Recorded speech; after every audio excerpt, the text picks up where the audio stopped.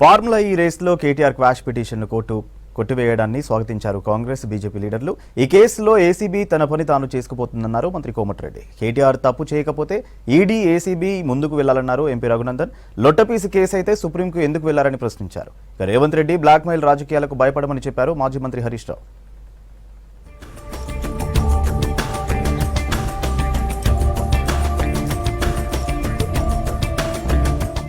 Formula ఈ race కేసులో ACB తన పని తాను చేసుకుపోతుందన్నారు మంత్రి కోమటిరెడ్డి వెంకటరెడ్డి.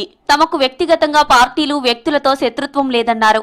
రేస్ కేసుతో పాటు అనేక అంశాల్లో గత సర్కార్ అవినీతి చేసిందన్నారు. కేటీఆర్ పై నమోదైన కేసు అంశాన్ని న్యాయస్థానం చూసుకుంటుందన్నారు కోమటిరెడ్డి.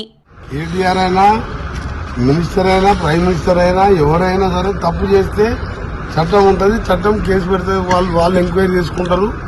తప్పులు దొరికితే కేసు అయితే తప్పు కావాలని ఎవరిగా పెట్టాలి. సంవత్సరం అయింది వాళ్ళని అరెస్ట్ చేసినాం. కాంగ్రెస్ ప్రభుత్వం డైవర్షన్ రాజకీయాలు చేస్తుందన్నారు మాజీ మంత్రి హరీష్ రావు. రైతు భరోసా అంశాన్ని డైవర్ట్ చేసేందుకే కేటీఆర్ పై అక్రమ కేసులు పెట్టిందన్నారు. రేవంత్ రెడ్డి బ్లాక్మెయిల్ రాజకీయాలకు భయపడేది లేదన్నారు. కేసులు పెట్టినా అరెస్టు చేసినా వెనక్కి తగ్గేది లేదన్నారు హరీష్. రైతు భరోసా సాగు భూములకే ఇస్తాం, 6,000 ఇస్తాం అని ప్రజలు మోసం చేసింది మీరు. ఆ ప్రజల్లో ఆ చర్చ జరిగి ప్రభుత్వం మీద వ్యతిరేకత రాకుండా ఉండడానికి ఇలాంటి డైవర్షన్ పాలిటిక్స్. మాకు న్యాయస్థానాల మీద గౌరవం ఉంది, చట్టం మీద గౌరవం ఉంది. తప్పకుండా మేము అన్ని రకాలుగా దీనికి సహకరిస్తాం. కేటీఆర్ తప్పు చేయకపోతే ఏసీబీ ఈడీ ముందుకు వెళ్లాలన్నారు బీజేపీ ఎంపీ రఘునందన్.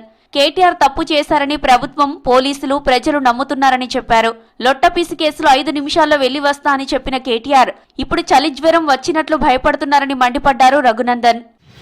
ఒక దిక్కేమో తప్పు చేయలేదంటాడు, ఒక దిక్కేమో అవినీతి జరగలేదంటాడు, ఇంకొక దిక్కు మోడీకి, ఈడీకి, బోడీకి దేనికి భయపడ్డా అంటాడు. మరి వీళ్ళకి ఇంతెందుకు భయపడుతున్నారు? అవన్న సల్జరం వచ్చినాడు వణికినట్టు వణుకుతుండు.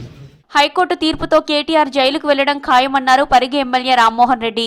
ఫార్ములా కేసు లొట్టపీసి కేసు అని వాగుతున్న కేటీఆర్ ఆ లొట్టపీసి కేసు గురించి సుప్రీంకు ఎందుకు వెళ్తున్నారని ప్రశ్నించారు ఎమ్మెల్యే.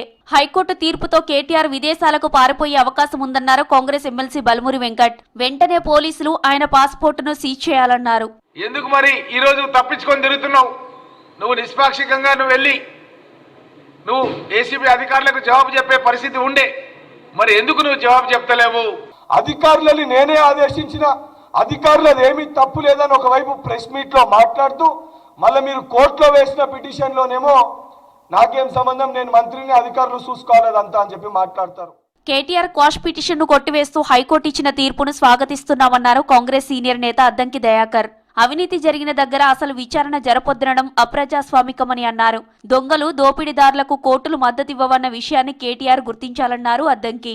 ఈరోజు మానవ హక్కుల కోసం పోరాటాలు చేసేటోళ్లకు కోర్టులు బాసటగా ఉంటాయి తప్పితే, దొంగల హక్కుల కోసం పోరాటము, దోపిడీదారుల హక్కుల కోసం పోరాటం చేసేటోళ్లకు కోర్టులు, చట్టాలు సపోర్ట్ చెయ్యవనే విషయం కేటీఆర్ తెలుసుకుంటే మంచిది. కేటీఆర్ క్వాష్ పిటిషన్ హైకోర్టు కొట్టేయడాన్ని స్వాగతిస్తున్నామన్నారు బీజేపీ రాష్ట్ర ప్రధాన కార్యదర్శి కాసం వెంకటేశ్వర్లు.